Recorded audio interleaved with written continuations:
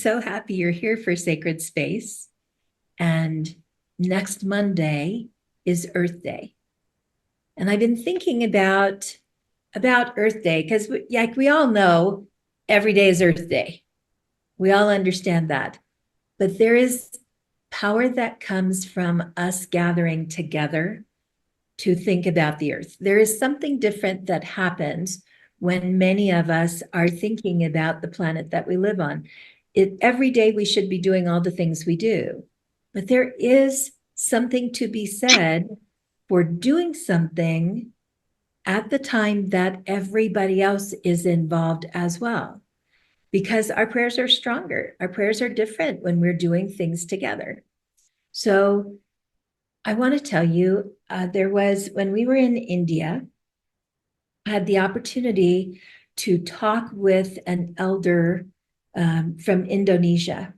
And she was telling me about this ceremony that they do. And she was saying that the water by the tribe, the water that her tribe relied on, was starting to go bad. And they didn't know exactly what was causing it to go bad, but they could tell that the water was going bad because the animals were no longer coming to drink there. And so if the animals aren't drinking, then the people of the village have to think about whether they should drink from the water. And the flow of the water had changed, and it wasn't the same as it used to be. And so she brought her tribe down to the water, and they make these amazing little boats out of big giant leaves. They do some really cool. They showed us some of the things that they make while they were with us. Mark and I were there, and with elders from about 250 tribes. And so we got to see lots of different ceremony. But one of the ceremonies was this Indonesian ceremony, and they take these like big kind of banana leaves and tie up the ends, and they make boats. They make these interesting floating pieces out of them. And she explained to me that what they had done at the time was brought their candles to the river and used their candles, done a blessing on the candles and used their candles, and then floated the candles down the river and stood at the side of the river and said their prayers and chanted as they watched the lights go down the river at night. And how beautiful it was, how amazingly beautiful it was. And we've all seen pictures of lots of lanterns going up in the sky, or things that get floated on the water, ways that we can actually visually see that we are one of many doing some piece of work. So about 2 months later, the animals came back and the water started to flow more fully again. And they don't know what changed. There was nothing visible to them. There wasn't a plant, upstream that was sending something yucky down the river. There wasn't anything that they could use as explanation. The only thing that they could say had changed the state of the river was the work that they did, was their prayer work and the application of energy. So I invited you, I don't know whether you saw it or not, I invited you to bring a candle tonight. And whether you did right now or not is not important, because later on, when we do the candle blessing, if you don't have one, you're just going to hold a candle and your imaginary candle in your hands. And whenever you go find a candle, you're going to put that blessing right into the candle. So it's not going to matter. But if you've got one, that's great. So the thing about candle magic, especially when it relates to the earth, is that we think about the earth as elemental. We think of the earth, the air, the fire, the water. And that somehow all of those things, the energy of all of those things, comprises all of life. Whether we're taking it in and ingesting it, or we're breathing it, or we're bathing in it, or we're walking on it, we need those elemental signatures for wholeness, for life to be whole. So the interesting thing is, no matter what color your candle is, you have representation of all four elements when you burn a candle. because you have the physical candle itself, which is a great representation of the earth. Then you have the wax, which flows in the candle, the fluid that is held by the candle and flows in the candle, which is a wonderful representation of the waters of the earth. And then you have the flame, which is the kind of the passion and energy of the candle, but the flame means nothing if it doesn't have oxygen to burn. Without the oxygen, you have nothing. So your candle gives you all the elements working together. The liquid, the solid, the air, and the flame, all working together. So it's particularly powerful to use a candle when we're thinking about the health of the planet. And our planet is in great need of our attention. There's a lot happening. Now, I will tell you that I believe that the planet will be here a lot longer than human beings. I believe that the planet has lots of capability to heal itself. And we saw during COVID, when we were all housebound, how quickly the planet will reclaim its health, clear the waters, open things up, grow and expand. That happens very fast. But every day that we are out walking on the planet, we are using resources. We are, in too many cases, thoughtless about our relationship with the earth. Really thoughtless about it. And I'll give you an example that you might have never thought of about thoughtlessness. The example is this: how many of you have taken in a deep breath and blown out whatever didn't serve you?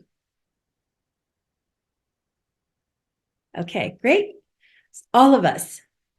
So, how many of you have taken in a deep breath, blown out whatever doesn't serve you, and said, I turn this over to the power of the holy to translate this negative energy into something that is healing and beneficial?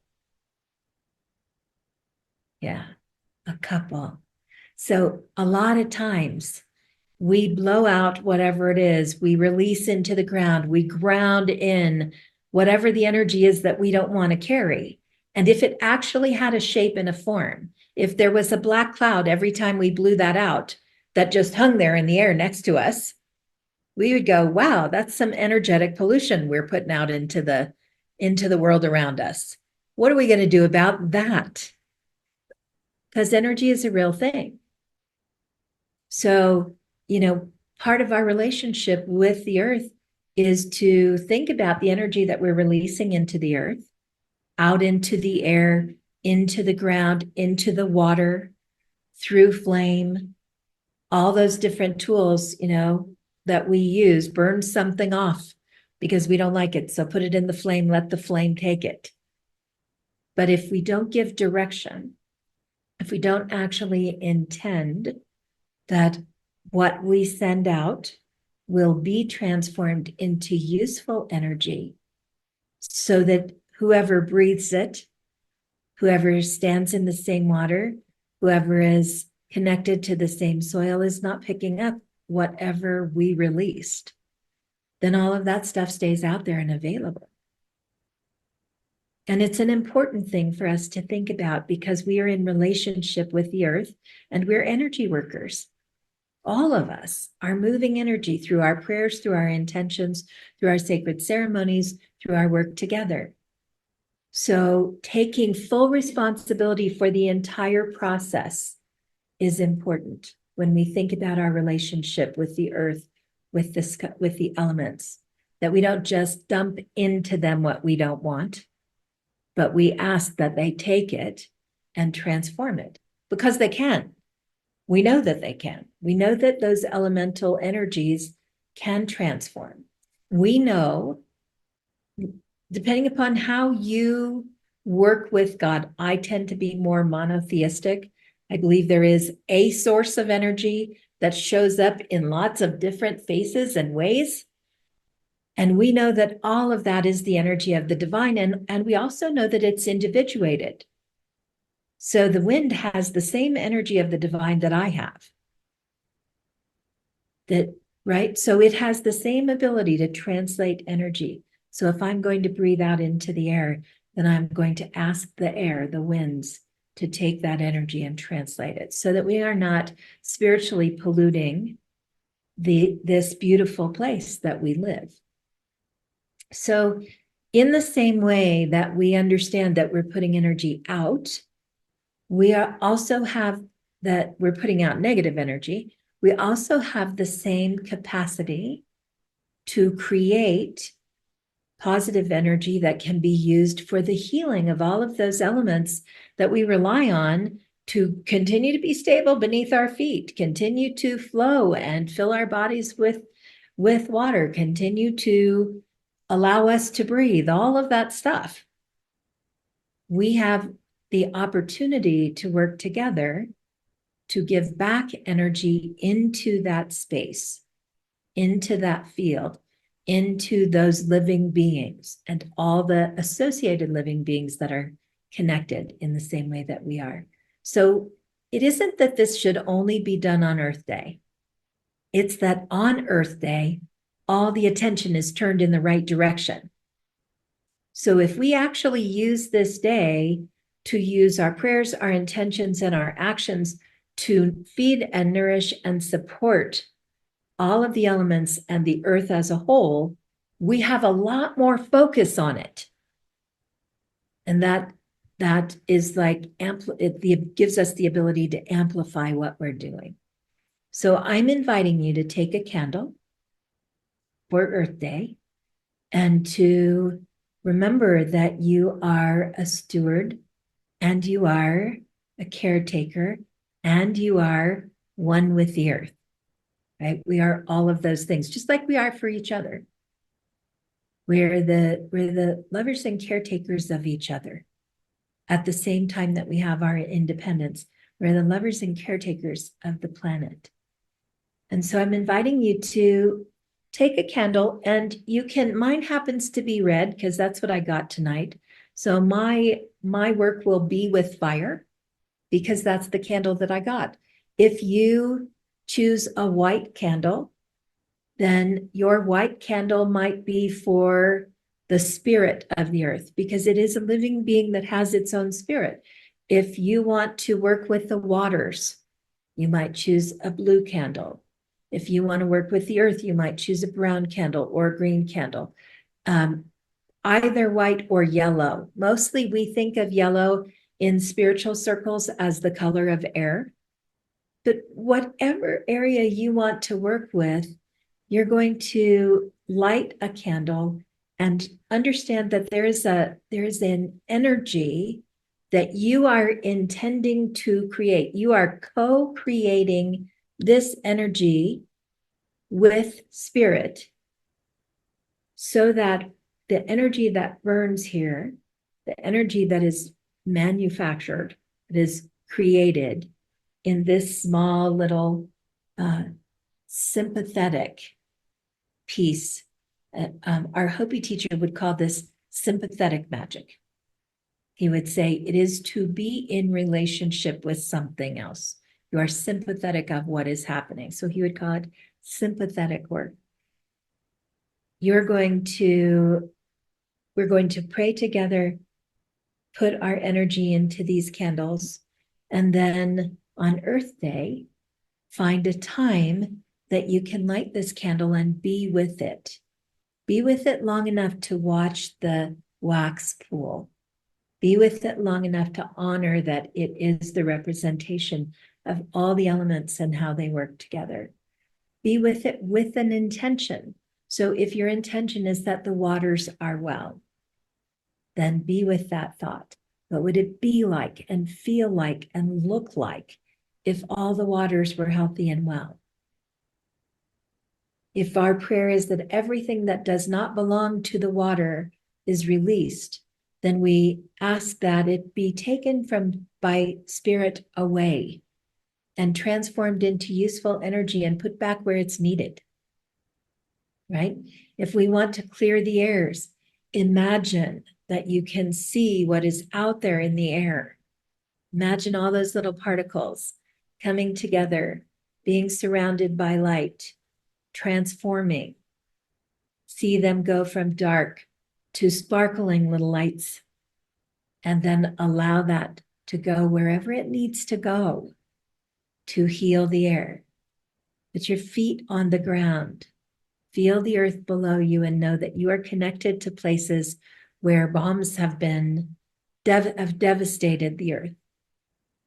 Think about that, about what goes into the earth when that happens, about the life that is taken, that is more than human life, that is all the natural life in the area, all of the toxins and things that become part of the soil.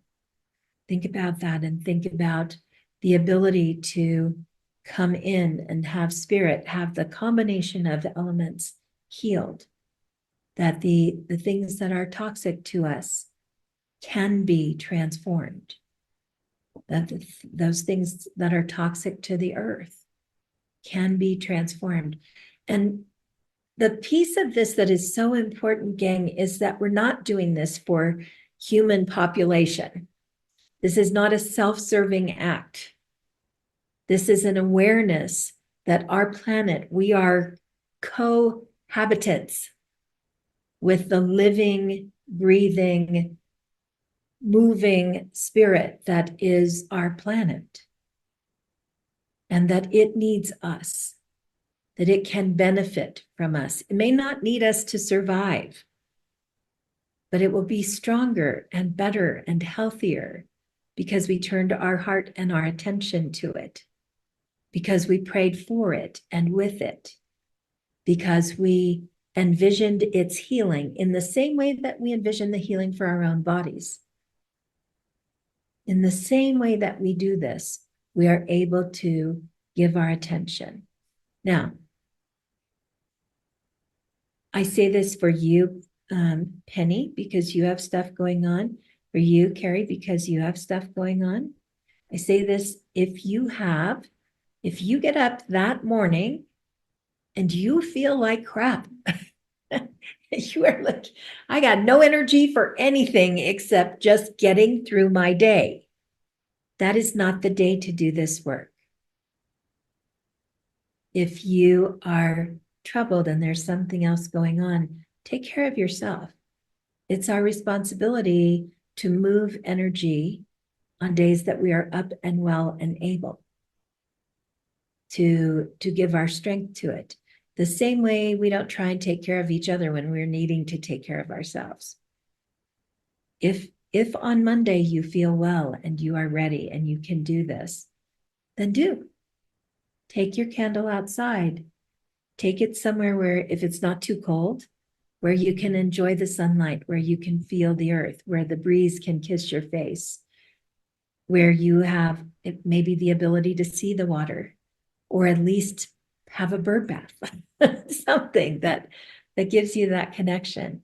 But take your candle out and let us use our open hearts to give a little healing back to the earth. And if it's not, if Monday is not the day, then do it when it's your day. Okay? Are you ready to do a blessing?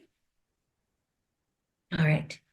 So take your candle in your hands and use your breath, just your breath. And Penny, you don't have to, you can blow hard down to wherever your hands need to be, right? And you can just put one hand on whatever candle when you're ready, all right? If you don't have one right now. So our breath is a way of connecting. Our breath is what connects us to all of the rest of the life. We're sharing that breath. So I like to just connect with my breath, to just to honor that we're connected. I give my breath, it is the thing I cannot live without. My breath is the thing I cannot live without. This is what I have to give. So I breathe. connect with this beautiful peace that will represent all the elements, and I offer this blessing. Blessed be these candles, carriers of light, heralds of renewal. As their flames pierce the darkness, may they ignite us as a spark of hope for the planet, for the elements, for the place that we live, for the living Gaia. May the light from these candles extend far beyond their glow, reaching down into the heart of the earth.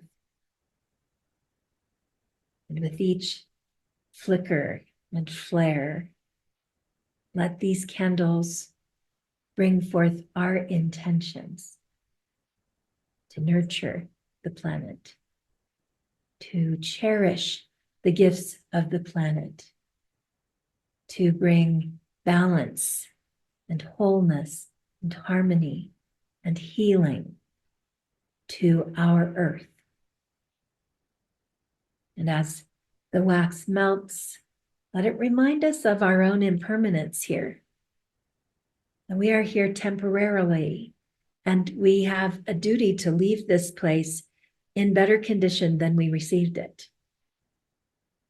So as the flame diminishes, let us remember that we are impermanent, and let us choose to live in a way that honors the earth. Let us ask for blessings of the soil.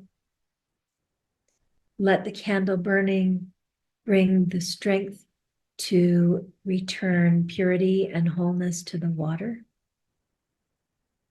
Let this flame and all that it symbolizes, all the energy of our heart that is connected to it, clear the air. And may the flame itself be relieved of the burdens that we place on it, the things that we ask it to burn away. May all of that energy of burning disperse and be transformed by Spirit so that it might be used in a better way. And may the flame burn bright and unburdened, bringing passion to this work and passion to the planet and passion to our wholeness and balance with the planet. We ask that the flame burn strong and steady. And we also understand that if the flame should diminish, the energy remains. We understand that if we need to leave our place of being, that we can extinguish the flame and the energy of this intention continues, and that the healing continues. And we can relight this candle as often as we need to until it has burned to its full capacity, so that 100% of what we give is given and can be received. We do this in great gratitude for the gifts of the earth, in great appreciation for the way we are held and cared for and supported, and in gratitude for the many blessings of life we receive. And so it is.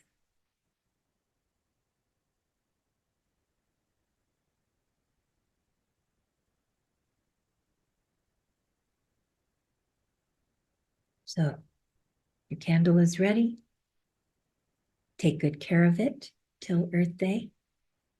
Burn it on Tuesday in a safe way. On Monday in a safe way on the 22nd, which is Earth Day, or as soon after as you feel ready.